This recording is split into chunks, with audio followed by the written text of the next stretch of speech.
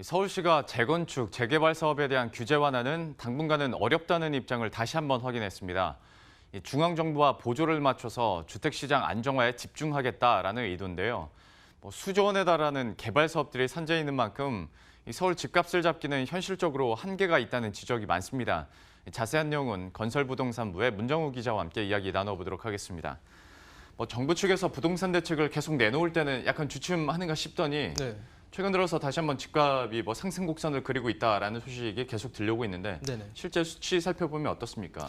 네, 말씀하신 대로 이제 주간 동향을 좀 살펴보면 집값이 지방 일부를 제외하고 서울과 수도권에서 좀 상승 곡선을 그린 것을 확인해 볼 수 있었습니다. 그래프를 보면서 좀 살펴보도록 하겠습니다. 지금 보시다시피 이 그래프는 이제 이 내용은 한국감정원의 주간 집값 변동률 자료입니다. 6월 둘째 주 집값이 강남구의 경우에는 전주보다 0.02% 올랐는데 이는 이제 지난해 1월 셋째 주 이후 34주 만에 오른 것이라고 볼 수 있겠습니다. 그리고 이제 다음 자료를 또 살펴보도록 하겠습니다. 이 자료는 이제 부동산 114가 집계하는 주간 서울 아파트값 변동률 자료입니다.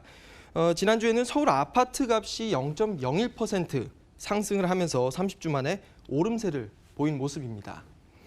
강남에서는 이제 대치 은마와 잠실주공 5단지와 또 대치동 한보미도가 최고 5천만 원이 오르는 등 이제 높은 값에 최근에 거래가 이뤄졌습니다. 그리고 중랑구나 중구, 노원구, 성북구와 같은 강북 지역에서도 집값이 일주일 동안 상승한 것을 또 확인해 볼 수 있습니다. 이제 강남과 비교하면 차익은 1,000만 원에서 2천만 원 정도로 크지는 않다고 볼 수 있겠지만 실수요를 중심으로 일부 강북 지역에서도 거래가 되면서 집값이 서울 전반적으로 상승세를 타고 있는 모습입니다. 네, 사실 개인적으로 부동산 뉴스들을 계속 보자면 약간 헷갈리는 시점이 있습니다. 그러니까 정부의 스탠스나 규제가 바뀐 건 아닌데 그러면 약발이 떨어진 건가 싶기도 하고 근데 또 부동산 시장에서 요즘에 매매 거래가 너무 안 된다 이런 얘기도 있는데 집값은 상승한다고 하니 이걸 어떻게 해석해야 될지도 모르겠는데 그 근본적인 이유가 뭡니까?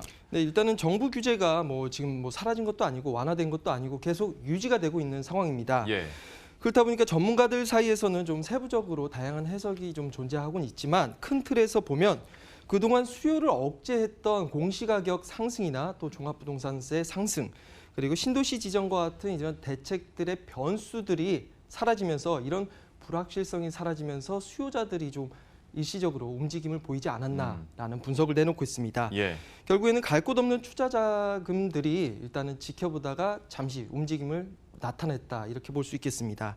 다만 단기적인 현상이라는 견해가 좀 지배적이라고 볼 수 있겠는데 실제로 이제 강남과 노원구의 중개업소들을 취재한 결과 이제 저렴한 급매물들, 상대적으로 가격이 저렴한 급매물들을 위주로 3, 4월에 반짝 거래가 이루어졌고 현재로서는 거래가 거의 미진하다라는 말로써 이제 다시금 매도자와 매수자 간의 이제 눈치 보기 장세가 다시 펼쳐지는 것으로 볼 수 있겠다 이렇게 또 분석해 볼 수 있겠습니다.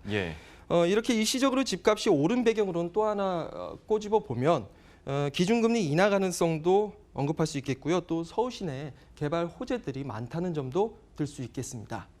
그 개발 호재 있지 않습니까? 규모 자체도 굉장히 큰 걸로 알고 있는데 구체적으로 어디가 있습니까? 네, 일단은 얼마 전이죠. 지난주 화요일쯤 나왔는데 강남구 삼성동 영동대로 지하에 복합 환승센터를 짓는 강남권 복합 환승센터 개발 소식이 있습니다. 국토교통부죠. 국토교통부가 이제 최종 사업 승인을 내면서 이제 1조 3천억 원이나 되는 이제 대형 개발 사업인데 이 사업이 올해 안으로 공사를 시작할 수 있게 됐습니다. 그리고 또 철도 부지를 활용한 개발도 한창 진행 중입니다. 북쪽에서는 강북의 코엑스로 불리는 서울역 북부 역세권 개발이 한창이고 현재로서는 지금 사업자 선정이 진행 중입니다. 그리고 2조 원이 넘는 또 사업도 있는데 광운대 역세권 개발이 있습니다.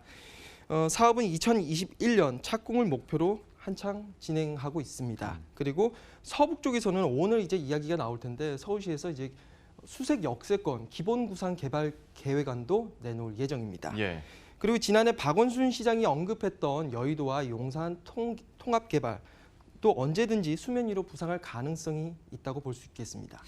그럼 방금 언급했었던 개발 사업들은 다 어쨌거나 집값의 상승 요인이 되는 거잖아요. 네. 그러면 중앙정부나 서울시에서는 다시 한번 집값을 좀 안정화시키려고 계속 좀 의견 피력을 하겠네요.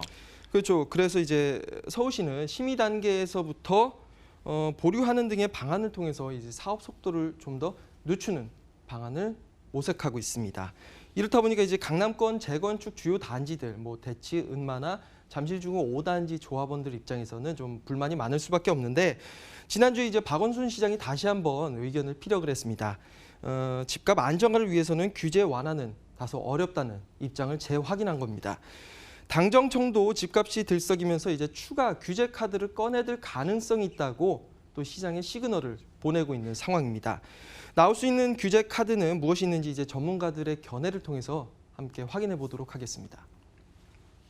1주택자 대상 뭐 양도세, 비과세 뭐 기준이나 이런 것들을 뭐 강화하거나 혹은 뭐 좀 수혜 대상을 축소시키거나 뭐 이런 세제적인 부분하고 뭐 대출 규제나 뭐 이런 압박 계속 뭐 확대해서 수요를 억제하는 부분들하고 공급 계획 같은 것들 좀 서둘러서 진행하는 뭐 이런 것들인데 네, 전문가들은 이제 당장에 집값을 잡는 데 좀 급급해 하기보다는 이 장기적인 수급 불균형을 우선적으로 해결해서 이런 부동산 시장의 안정화를 좀 장기적인 관점에서 이끌 필요가 있다고 말하고 있습니다.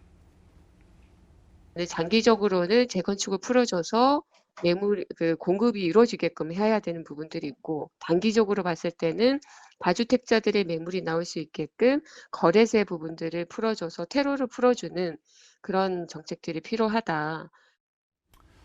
예, 부동산에 대해서는 뉴스들 조금 더 면밀히 계속 살펴봐야 될 필요성이 있어 보입니다. 문정우 기자와 함께했습니다. 잘 들었습니다.